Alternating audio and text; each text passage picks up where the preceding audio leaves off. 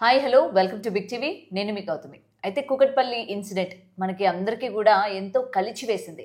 అయితే ముఖ్యంగా ఈ ఇష్యూ గురించి కనుక మాట్లాడుకున్నట్లయితే నిన్న వరకు కూడా వాళ్ళ పేరెంట్స్ మాట్లాడిన విధానం చూస్తే మాకు న్యాయం జరగాలి, మరో ఆడపిల్ల ఈ విధంగా కాకూడదు అని చెప్తున్నారు. అయితే సహస్ర పేరెంట్స్ గురించి చుట్టుపక్కల వాళ్ళతో మనం మాట్లాడినట్లయితే మరి ఆ అబ్బాయి ఇంటికి వచ్చి వెళ్ళడం, ఆ బిల్డింగ్ల పై నుంచి దూకడం అన్నీ కూడా తల్లికి తెలుసు కదా, తెలిసి అప్పుడే ఎందుకు మందలించలేదు అంటే ముఖ్యంగా శాస్త్ర మదర్కి ఆ అబ్బాయి వస్తూ వెళ్తూ ఉండేవాడు అని చెప్పి చుట్టుపక్కల వాళ్ళు చెప్తూ ఉన్నారు. మరి ఇలాంటి సందర్భాల్లోని అసలు ఏ విధంగా ఉండాలి, ముఖ్యంగా పోలీసులు ప్రెస్ మీట్ పెట్టి ఏదైతే ఒక నిర్ధారణ ఇవ్వడం జరిగిందో దీన్ని ఎంతవరకు నమ్మొచ్చు అంటారు అన్ని వివరాలు తెలుసుకుంది. వాళ్ళు మనతో పాటు సోషల్ యాక్టివిస్ట్ మనోజ నామాల గారు ఉన్నారు. మ్యామ్ నమస్తే. నమస్తే గౌతమి. సో మొదటి నుంచి కూడా చాలా సందేహాలన్న వ్యక్తమయ్యాయి. పోలీసులు బయటకు వచ్చి నిందితుడిని పట్టుకొని నిందితుడు ఎందుకు చేయాల్సి వచ్చింది అన్న వివరాలు చెప్పినా సరే ఇంకా కొంతమంది యాక్సెప్ట్ చేయట్లేని పరిస్థితి కనిపిస్తుంది. అయితే ముఖ్యంగా చుట్టుపక్కల వాళ్ళు కూడా మాట్లాడుతుంది ఏంటంటే ఆ అబ్బాయి చాలాసార్లు అలానే గోడ దూకి ఇంటికి రావడం, లేకపోతే ఆడుతూ ఏదైనా పడిపోతే తీసుకువెళ్ళడం, అట్లా గోడలు దూకడం. అప్పుడే ఎందుకు సహస్ర పేరెంట్స్ ఖండించలేదు, అప్పుడే ఎందుకు చెప్పలేదు అంటే ఈ కేసు ఇది జరిగిన తర్వాత కూడా కొంచెం టైం తీసుకొని ఇలా ఒక అబ్బాయి వస్తూ వెళ్తూ ఉండేవాడు అని అప్పుడే ఎందుకు చెప్పలేదు, ఇక్కడ పేరెంట్స్ని కూడా మనం పాయింట్ ఆఫ్ వ్యూ చేయాలి అని చుట్టుపక్కల వాళ్ళు మాట్లాడుతున్న పరిస్థితి. సో ఏం చెప్తారు మ్యామ్ దీనికి? గౌతమి, ఇప్పుడు సహస్ర వాళ్ళ పేరెంట్స్ని ఆ అబ్బాయి వస్తా పోతా ఉన్నప్పుడు ఎందుకు చెప్పలేదు, ఆ కేర్ ఎందుకు తీసుకోలేదంటే ఒక 14 ఏళ్ల అబ్బాయి చంపేంత క్రూరమైనటువంటి చర్యని చేస్తాడనేటువంటిది ఎవరు ఊహించలేదు. వాడు చిన్నపిల్లాడు, ఆడుకోవడానికి వస్తున్నాడు. ఇప్పుడు మామూలుగా సహజంగా పిల్లలు గోడలు దూకంటే ఆ గోడలు దూకటం అనేది వాళ్ళకి సర్వసాధారణం. అదొక థ్రిల్లింగ్ ఎక్స్పీరియన్స్ వాళ్ళకి. ఇప్పుడు మన రోజుల్లో కూడా మనము చెట్లు ఎక్కడం అక్కడ దూకటం అనేది ఒక థ్రిల్లింగ్ ఎక్స్పీరియన్స్గా భావిస్తుంటాం. ఈ కాలం జనరేషన్ పిల్లలంటే వాళ్ళకి ఆ గోడలు దూకటం అనేది సర్వసాధారణమైన విషయము. దాంట్లో ఒరే పడతావరా అని అనేటువంటిదే మాట అంటారు, కానీ వాళ్ళ ఇంట్లోకి వెళ్ళాడా వీళ్ళింట్లోకి వెళ్ళాడని అస్తమాలు ఏ తల్లి కూడా మానిటర్ చేసుకుంటూ ఉండదు. కాకపోతే ఇక్కడ ఆ పిల్లోడు ఎలాంటి వాడు అనేది వాళ్ళ అమ్మకి వాళ్ళ నాన్నకి ఖచ్చితంగా తెలిసే ఉంటుంది. ఎందుకంటే ఇంట్లో ఏదో ఒక దొంగతనం చేయకుండా ఉండడు, వాళ్ళు దాచిపెట్టుకుంటారు వాళ్ళ పిల్లోడి విషయం కాబట్టి.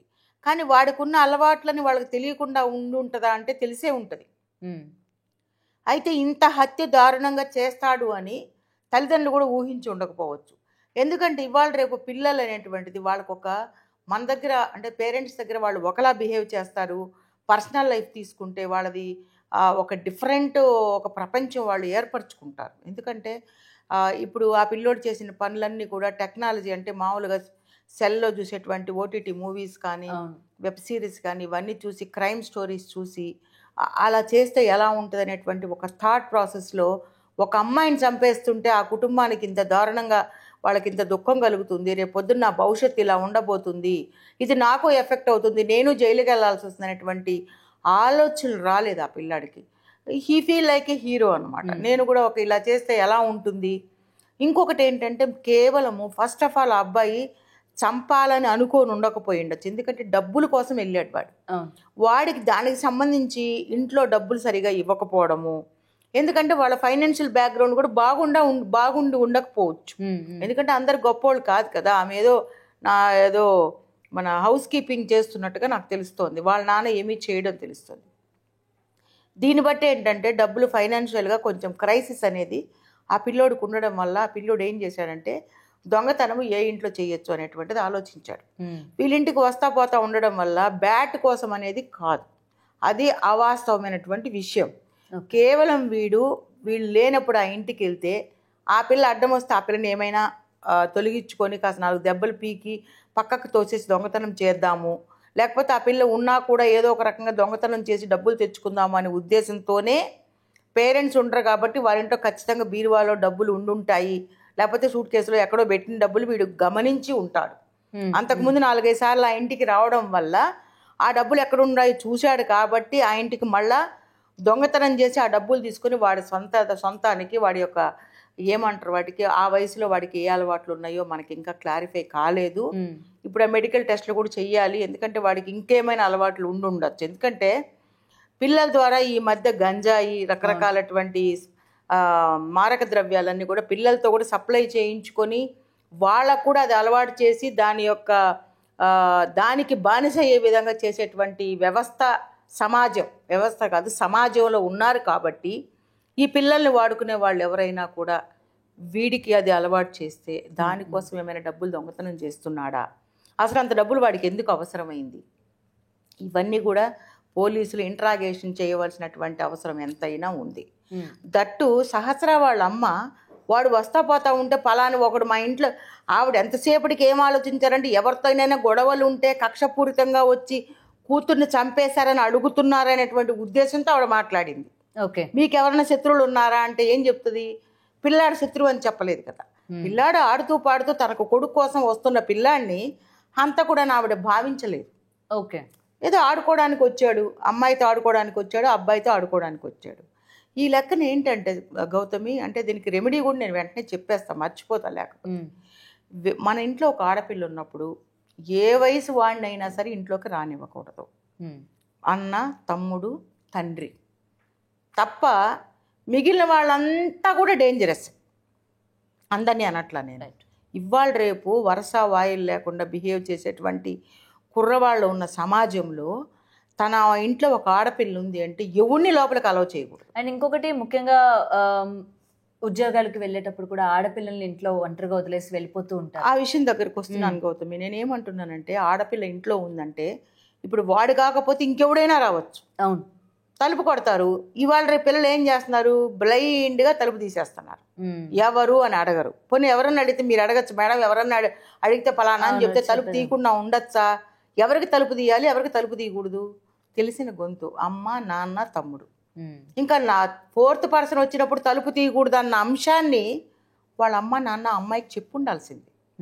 ఎందుకంటే నేను ఫ్రమ్ ద బిగినింగ్ నుంచి దాదాపు నేను 2 years నుంచి చేస్తున్న ఛానల్స్ అన్నిట్లో కూడా మీ బిడ్డల్ని కడుపులో పెట్టుకొని పెంచుకోండి, కడుపులో పెట్టుకొని కాపాడుకోండి, దారి తప్పిపోతారు, మిస్ అవుతారు, ఇంటికి ఎవడైనా వస్తారు అని చెప్పినా కూడా ఆడపిల్లల పట్ల తల్లిదండ్రులకు ఒక నిర్లక్ష్య ధోరణి. అసలు అమ్మాయిని ఇంట్లో ఎందుకు పెట్టారు? పంపిస్తే వాళ్ళ మెకానిక్తో వాళ్ళ నాన్నతో పంపించచ్చు, తప్పేం లేదు, వాళ్ళ నాన్న చూసుకుంటాడు పిల్లని. అక్కడికి ఎవరైనా మగవాళ్ళు వచ్చినా కూడా పర్వాలేదు, ఎందుకంటే ఫాదర్ ఉన్నాడు కాబట్టి ఎవడు అమ్మాయి మీద చెయ్యి వేసి మాట్లాడలేడు. ఆమె ల్యాబ్ టెక్నీషియన్ అయినప్పుడు పిల్లని ఒక్కదాని ఇంట్లో ఎందుకు పెట్టాలో? ఆ ల్యాబ్ టెక్నీషియన్ తీసుకెళ్ళిపోవచ్చు కదా ఆఫీస్కి, ఒక్క రోజు కోసం. ఏమవుతుంది? ఎవరేమంటారు ఇవాళ రేపు ఆఫీసర్లో? కాబట్టి ఆవిడ అది చేయకపోగా ఆవిడ అనుమానించలేదని మీరు అన్నారు కదా, వచ్చినప్పుడు ఆ విషయం ఇక్కడ చెప్పలేదు అంటే వాడిని హంతకుడుగా భావించలేదు ఆమె. అంటే వెంటనే మనకు అది స్ట్రైక్ అవ్వదు కదా. స్ట్రైక్ అవ్వలేదు. ఆడుతూ పాడుతూ ఆడుకునే పిల్లల ఎవరెవరు వస్తున్నారు మీ ఇంటికి అని అంటే పిల్లల గురించి ఎందుకు చెప్తుంది ఆవిడ? పెద్దోళ్ళ గురించి చెప్తుంది. మీకు ఎవరు శత్రువులు ఉన్నారంటే మాకెవరు? ఇప్పుడు గొడవలు ఉంటేనే కదా అంత దారుణంగా హత్య చేస్తారు అన్న కోణంలో సహస్ర వాళ్ళమ్మ రేణుకాన ఆమె ఆలోచించింది. అది కాకుండా ఇవాళ రేపు ఆడపిల్లలు ప్రతి ఒక్కరికి నేను ఇప్పుడు కూడా చెప్తున్నానమ్మా, ఈ సంఘటన జరిగిన తర్వాత కదా, ఇంతకు ముందు కూడా చెప్పున్నాను, ఇప్పుడు చెప్తున్నాను, మీ ఆడపిల్లలైనా మీ మగపిల్లలైనా కడుపులో పెట్టుకొని కాపాడుకోండి. కడుపులో పెట్టుకోవడం అంటే ఏంటి అంటే వాళ్ళు ఎటుపోతున్నారు, వాళ్ళ ఫ్రెండ్స్ ఎంతమంది ఉన్నారు, వాళ్ళ అమ్మా నాన్నలు ఎవరు, ఈ పిల్లలు ఓవర్ నైట్ చదువుకొని వస్తామంటారా, ఆ రాత్రులు అక్కడ చదువుతున్నారా, ఇంకేమైనా కార్యకలాపాలు చేస్తున్నారా, మీ కొడుకు ఏం చేస్తున్నాడు, ఎవరితో స్నేహం చేస్తున్నాడు, వాడి దగ్గర పర్సనల్గా ఏమన్నా వాడి బ్యాగుల్లో సీరియస్గా థింగ్స్ ఏమైనా సీక్రెట్గా ఏమైనా ప్యాకెట్స్ లాంటివి దొరుకుతున్నాయా, మందు బాటిల్స్ ఏమైనా దొరుకుతున్నాయా అని ఈ మానిటర్ చేయాల్సిన అవసరం తల్లిదండ్రుల మీద ఎంతైనా ఉంది. తిన్నామా, పడుకున్నామా, తెల్లారిందా, 10 ఫోన్లు మాట్లాడామా, ప్రతి ఒక్కళ్ళకి ఫోన్ చేయంగానే గంటలు గంటలు అవతలతో మాట్లాడు. మేము మా పిల్లలతో బిజీగా ఉన్నానండి. ఏ తల్లిదండ్రులు చెప్తున్నారు ఇవాళ కొంచెం బిజీగా ఉన్నామండి తర్వాత కాల్ చేయడం లేదు. ఏడు సంగతులు ఏం జరిగిందంటే అలానా ఇలానా, ఈ లోపల వీడు ఏం చేస్తున్నాడో తల్లి పర్సులో డబ్బులు కొట్టేయచ్చు, తండ్రి పర్సులో డబ్బులు కొట్టేయచ్చు, తల్లిని మాయ చేసి బయటికి వెళ్ళిపోయే అవకాశాలు కూడా ఇవాళ రేపు ఉన్నాయి గౌతమి. ఎందుకంటే రోజులు అంత భయంకరంగా ఉన్నాయి. నేను మీకు ఈ మధ్య ముఖ్యంగా మేడం తల్లిదండ్రులు ఇద్దరు కూడా సరిగా లేకని వాళ్ళ అబ్బాయి ఒక హంతకుడుగా మారాడు. సో ముఖ్యంగా తల్లిదండ్రులు ఈ విధంగా ఉన్నప్పుడు పిల్లల్ని కనొచ్చు అంటారా, కనకుండా ఉండొచ్చు అంటారా? కనకుండా ఉండాలని నేను అన్నట్టు. ఎందుకంటే బిడ్డలు అనేది భగవంతుడు ఇచ్చేటువంటి ఒక వరం. పుణ్యం కొద్ది పురుషుడు, దానం కొద్ది బిడ్డలు అంటారు. బిడ్డలు కలగడం అనేది, బిడ్డలు లేరు అంటే గుళ్ళు గోపురాలు, ఆ డాక్టరు ఈ డాక్టరు, ఆ IVFలు EVFలు అన్నీ చేసుకుంటున్నారు. నేనేం కామెంట్ చేయట్లా. అంత ప్రేమ బిడ్డల మీద ఉన్నప్పుడు ఆ భగవంతుడు ఇచ్చిన బిడ్డల్ని కాపాడుకోవాల్సినటువంటి బాధ్యత, ప్రైమరీ రెస్పాన్సిబిలిటీ తల్లిదండ్రులది. పచ్చడి మెతుకులు తిన్నా అంటే ఇవాళ రేపు పచ్చడి కూడా మంచి ఆరోగ్యకరమైంది, గంజి తాగినా గంజి కూడా ఆరోగ్యకరమైంది. ఈ 2 తిన్నా కూడా డబ్బు సంపాదించకపోయినా పర్వాలేదు, ఉన్న డబ్బులతోనే ఇది తిని బతకచ్చు. బిడ్డల్ని మాత్రం జాగ్రత్తగా కాపాడుకోండి. మీ కన్న బిడ్డలే మీకు శత్రువులుగా మారేటువంటి అవకాశం ఉంది. ఇవాళ రేపు తల్లిదండ్రులను కూడా చంపిన బిడ్డలు ఉన్నారు. రోడ్డు మీద రాధికా థియేటర్ దగ్గర ఒక కొడుకు ఒక తండ్రిని పరిగెట్టించి ముక్కలుగా నరికేసిన సందర్భం ఈ మధ్యకాలం ఒక 6 నెలల క్రితం నేను మాట్లాడాను. ఇంత భయంకరమైన రోజులు ఉన్నప్పుడు మీ బిడ్డలు మీకు శత్రువులు కాకుండా ఉండాలి అంటే వాళ్ళతో ఫ్రెండ్లీ వేలో బిహేవ్ చేయండి, వాళ్ళతో సన్నిహితంగా ఉండండి, వాళ్ళ అలవాట్లు తెలుసుకోండి, వాళ్ళు ఎక్కడికి పోతున్నారో గమనించండి, వాళ్ళ ఫ్రెండ్స్ని గమనించండి. సహస్ర విషయంలో ఆవిడ ఎంత జాగ్రత్త తీసుకున్నా కూడా పిల్లని ఒక్కదాన్ని యవ్వనంలోకి రాబోతున్న పిల్లని ఇంట్లో పెట్టి వెళ్ళడం వల్ల వీడు కాకపోతే ఇప్పుడు ఇంకొకటి వచ్చి రేప్ చేసి అంటే పాడు చేసి చంపే అవకాశాలు కూడా ఉన్నాయి. ఈ అమ్మాయినే కాదు, ఆ ఏజ్లో వదలడం లేదు, నెలల పిల్లల్నే దుర్మార్గులు తండ్రులు కూడా వదలట్లేదు వాళ్ళ. సో తల్లి అనేది చాలా జాగ్రత్తగా ప్లే చేయాల్సినటువంటి రోల్ ఏంటంటే బిడ్డని జాగ్రత్తగా కాపాడుకోవాలి. మరి మేమంతా ఉద్యోగాలకు వెళ్తున్నాం మేడం, మరి మేము ఎలాగ పిల్లల్ని చూసుకోవాలి అంటే మీరు అరేంజ్ చేసుకోవాలి. అదే అంటున్నా, ఉమ్మడి కుటుంబాలు పెద్దవాళ్ళని తెచ్చి ఇంట్లో పెట్టుకోండి. మీ అమ్మగారినో మీ అత్తగారినో మీ ఆడబడుచుని ఎవరో ఒకళ్ళు దొరక్కపోరు, ఇంట్లో పెట్టుకుని వాళ్ళకి ప్రేమగా ఒక అన్నం పెడితే, టైంకి అన్నం పెట్టి వాళ్ళని గమనిస్తే వాళ్ళు మీ బిడ్డల్ని కాపాడతారు. మీరు ఉమ్మడి కుటుంబాలు వద్దనే వద్దు, అత్తగారు ఉండకూడదు, మామగారు ఉండకూడదు, తల్లి తరపోళ్ళు ఉండకూడదు, అమ్మాయి తరపోళ్ళు ఉండకూడదు, అబ్బాయి తరపోళ్ళు ఉండకూడదు, మేమిద్దరం మాకిద్దరు, ఎవ్వరు ఉండకూడదు. అలా ఉన్నప్పుడు ఇప్పుడు ఇదే పరిస్థితిలో వాళ్ళ అమ్మగారో లేకపోతే వాళ్ళ అత్తగారు ఇంట్లో ఉన్నారనుకోండి, కనీసం 4 కేకలేస్తే 10 మంది పరిగెట్టి వచ్చేవాళ్ళు కదా. అనాథగా ఆ బిడ్డను ఇంట్లో వదిలేసి వెళ్ళడం వల్ల జరిగేటువంటి భయంకరమైనటువంటి హత్య ఈరోజు జరిగింది. దట్టు వీడిని కూడా సరిగా వాళ్ళ అమ్మ పట్టించుకోపోవడం. నేను ఇంకోటి కూడా అంటాను గౌతమి, నేను ఎవరిని తప్పు పట్టడం లేదు. హౌస్ కీపింగ్ ఉమ్మను ఒక్కడే తండ్రి తాగుబోతూ వాడిని సరిగా పట్టించుకున్న నాదులు లేడు. ఇంకొకటి కూడా ఉంది, స్కూల్కి అన్ని రోజులు వాడు సరిగా వెళ్తున్నాడా లేదా, స్కూల్లో కూడా వీడి తత్వం అంతో ఇందో తెలిసినప్పుడు వాళ్ళు కూడా తల్లిదండ్రులకి ఇన్ఫార్మ్ చేయాల్సిన బాధ్యత స్కూల్ యాజమాన్యానికి కూడా ఉంది.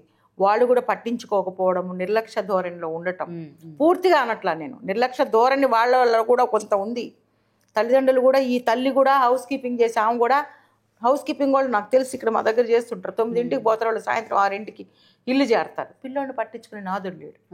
దీన్ని బట్టి కూడా మగవాడి యొక్క పాత్ర ఇంట్లో సరిగా లేకపోవడం వల్ల కూడా పిల్లాడు ఇలా దుర్వ్యసనాలు నేర్చుకొని ఈ విధంగా ఒక అమ్మాయిని ఎలా చంపాలి, ఇది అడ్డం వస్తే అనేటువంటిది వాడు వెబ్ సిరీస్, ఓటీటీ చూసి, అంతే అంటే సినిమాలు చూసి ఎవరు చెడిపోతున్నారండి, ఎక్కడైనా ఎలాగని చెడిపోతారంటే ఈ ప్రభావాలు. వాళ్ళు అంటారు మరి మేము మంచి సినిమాలు తీసాం కదా, మరి మంచి సినిమాలు తీసినప్పుడు జనాలు మంచిగా ఎందుకు అట్రాక్ట్ అవ్వట్లేదు. వాళ్ళు అడిగితే కూడా వాడు చెప్తున్నాడు కదా, నేను ఈ సినిమాలు చూసి ఇలా నేర్చుకున్నాను, అన్ని కాగితం మీద రాసుకున్నాడు. సో ఇలాంటి సినిమాలు చూడకుండా జాగ్రత్త పడాలంటే అసలు ఓటీటీ అన్నీ నిరోధించాలి, అసలు యూట్యూబ్ లేకుండా చేయాలి. అసలు సెల్ ఫోన్లో only incoming, outgoing, technology పరంగా it's a good instrument. But పిల్లల పట్ల మాత్రం ఇది ఒక భయంకరమైనటువంటి ఒక ఆటం బాంబు లాంటిది. ఏ క్షణము దీని ద్వారానే చాలా హత్యలు, ఇంకా మానభంగాలు ఇవన్నీ జరుగుతున్నాయంటే కూడా సెల్ ఫోన్ కూడా ఒక పెద్ద సహాయకారిగా ఉంటుంది అని నేను భావిస్తున్నాను గౌతమి. తల్లిదండ్రులు దయచేసి మీ పిల్లల విషయంలో ఇప్పటికైనా మించిపోయింది లేదు, ఇప్పటికి చాలా మించిపోయింది. నేను గౌతమితో ఈ మధ్య కాలంలో ఒకసారి చెప్పాను, గౌతమి ఇంకా ఎన్ని విషయాలు మనం ఫ్యూచర్లో మాట్లాడుకుంటాము, ఇంకెంత భయంకరంగా మాట్లాడుకోబోతున్నామో అన్నాను. తగ్గట్టుగానే ఎవ్వరు ఊహించని విధంగా 14 ఏళ్ల కుర్రోడో 15 ఏళ్ల 14 ఒక 10 ఏళ్ల పిల్లని ఈ విధంగా చంపుతాడు. నేను చెప్పుండకపోవచ్చు ఆ మాట, కానీ ఆ రోజు గౌతమితో చెప్పా. ఇంకా భయంకరమైనటువంటి విషయాలు జరగబోతున్నాయి గౌతమి అంటే నేనేం జ్యోతిష్యం చెప్పట్లా, పరిస్థితులు అట్లా ఉన్నాయి అని ఈరోజు కూడా చెప్తున్నా. గౌతమితో మళ్ళా కూర్చుంటే కూడా ఇంకా భయంకరమైనటువంటి అంశాలు జరగబోతాయి, జరుగుతాయి. అలా జరగాలని నేను కోరుకోవట్లేదు, అందరూ బాగుండాలని కోరుకుంటున్నాను. కానీ స్థితిగతులు బాగలేవు, తల్లిదండ్రులు పిల్లల్ని పట్టించుకోవటం లేదు, వాళ్ళ భవిష్యత్తుతో వాళ్ళతో ఫ్రెండ్లీగా మాట్లాడలేదు.